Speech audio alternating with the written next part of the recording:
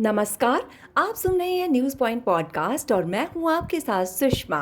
आज के इस वीडियो में बात नतीजे से पहले बुलाई गई इंडिया गठबंधन की बैठक की। आखिर ये बैठक क्यों बुलाई गई है? क्या 2024 में इंडिया गठबंधन सरकार बनाने जा रहा है? लोकसभा चुनाव के अंतिम चरण का मतदान बाकी है और कांग्रेस अध्यक्ष मल्लिकार्जुन खड़गे ने विपक्षी इंडिया ब्लॉक के नेताओं की बैठक बुला ली है। खड़गे ने इंडिया ब्लॉक के नेताओं की बैठक 1 जून को बुलाई है। 1 जून को ही लोकसभा चुनाव के अंतिम चरण का मतदान होना है। इस बैठक में लोकसभा चुनाव पर चर्चा और समीक्षा की बात कही जा रही है। पश्चिम बंगाल के मुख्यमंत्री ममता बनर्जी ने उसी दिन मतदान और साइक्लोन के बाद रिलीफ के काम का हवाला देते हुए कहा है कि भले ही यहां बंगाल में रहूंगी, लेकिन दिल से मीटिंग में मौजूद रहूंगी। इन सब के बीच अब ये सवाल उठ रहे हैं कि अंतिम चरण में देश की 57 लोकसभा सीटों पर जिस दिन वोटिंग होनी है, उसी दिन इंडिया ब्लॉक के नेताओं की बैठक क्यों बुलाई गई है? क्या केवल चर्चा और समीक्षा तक ही सीमित है? मल्लिकार्जुन खड़गे ने इंडिया ब्लॉक की बैठक के लिए 1 जून की तारीख चुनी तो उसके पीछे केजरीवाल फैक्टर को भी अहम बताया जा रहा है। दरअसल इन चुनावों में आम आदमी पार्टी और इंडिया ब्लॉक का रिश्ता कहीं पास कहीं दूर जैसा रहा है। केंद्र शासित प्रदेश दिल्ली, चंडीगढ़, हरियाणा, गोवा और गुजरात में दोनों दल पास हैं, तो पंजाब में बहुत दूर।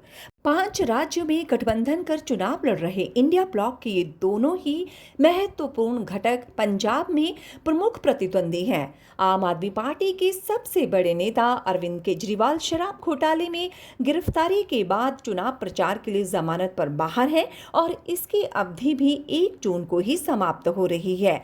ऐसे में इंडिया ब्लॉक की बैठक 1 जून को ही बुलाए जाने के पीछे केजरीवाल फैक्टर भी वजह हो सकता है। इस फैक्टर की चर्चा इसलिए हो रही है क्योंकि सीट शेयरिंग को लेकर अलग अलग पार्टियों के नेताओं की बैठकें हटा दें तो इंडिया ब्लॉक की बैठकों में घटक दलों के शीर्ष नेता शामिल होते आए हैं। केजरीवाल ने अंतरिम जमानत की अवधि 1 सप्ताह और बढ़ाने की अपील करते हुए कोर्ट में याचिका दायर की है, लेकिन अगर जमानत की अवधि नहीं बढ़ी तो फिर इंडिया ब्लॉक की तेज चाल पर रफ्तार धीमी हो सकती है। इंडिया ब्लॉक की जब बैठक पर बैठक हो रही थी और नाम भी नहीं रखा गया था, तब कहा ये भी जा रहा था कि ये एक ऐसा गठबंधन है जिसमें शामिल पार्टियों के बीच विरोधाभास ही विरोधाभास है और इनका एक मंच पर आना बड़ी चुनौती। लोकसभा चुनाव करीब आए तो हुआ भी कुछ ऐसा ही। केरल में लेफ्ट पार्टियों ने अलग ताल ठोक दी तो पश्चिम बंगाल में ममता बनर्जी की अगुवाई वाली तृणमूल कांग्रेस ने एकला चलो का नारा बुलंद कर दिया। पंजाब में आम आदमी पार्टी और जम्मू कश्मीर में महबूबा मुफ्ती की पार्टी पीडीपी भी अकेले चुनाव मैदान में उतर गई। लेफ्ट तमिलनाडु से बंगाल तक कांग्रेस के साथ गठबंधन कर चुनाव लड़ रही है, तो वहीं आम आदमी पार्टी भी 5 राज्यों में ग्रैंड ओल्ड पार्टी के साथ गठबंधन में है। टीएमसी भी इंडिया ब्लॉक के बैनर तले यूपी की भदोही सीट पर चुनाव लड़ रही है।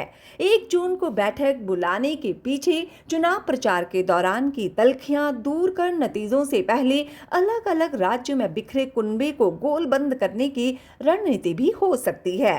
कांग्रेस की एक इमेज सी बन गई है फैसले लेने के मामले में सुस्त पार्टी की। इंडिया ब्लॉक में जेडीयू के रहते समय नीतीश कुमार मध्य प्रदेश, राजस्थान समेत राज्यों के चुनाव के समय कोई बैठक नहीं बुलाए जाने को लेकर कांग्रेस को घेरते रहे।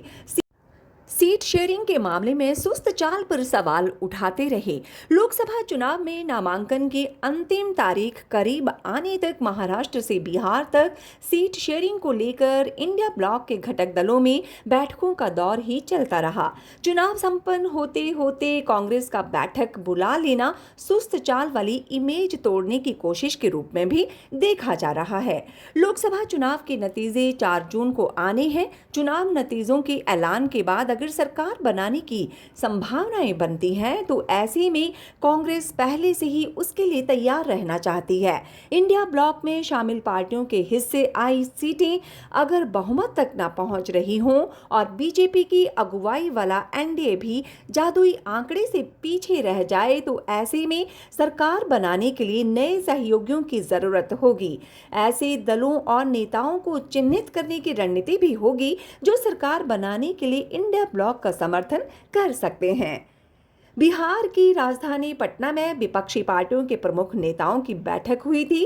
बिहार के मुख्यमंत्री नीतीश कुमार और तब उनके सरकार में डिप्टी सीएम रहे तेजस्वी यादव ने विपक्षी पार्टियों को एक मंच पर लाने के लिए पटना से कोलकाता, लखनऊ, दिल्ली और चेन्नई से जम्मू कश्मीर तक एक कर दिया।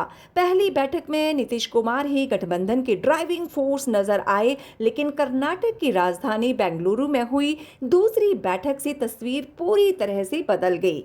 दूसरी बैठक से कांग्रेस ड्राइविंग सीट पर आ गई। अब जब चुनाव संपन्न होने की ओर है, अंतिम चरण का प्रचार थमने से भी पहले बैठक के लिए घटक दलों के नेताओं को न्योता भेज खड़गे ने ये संदेश दे दिया है कि गठबंधन की ड्राइविंग सीट पर कांग्रेस ही रहेगी। सुनते रहिए न्यूज़ पॉइंट पॉडकास्ट, आपकी आवाज़।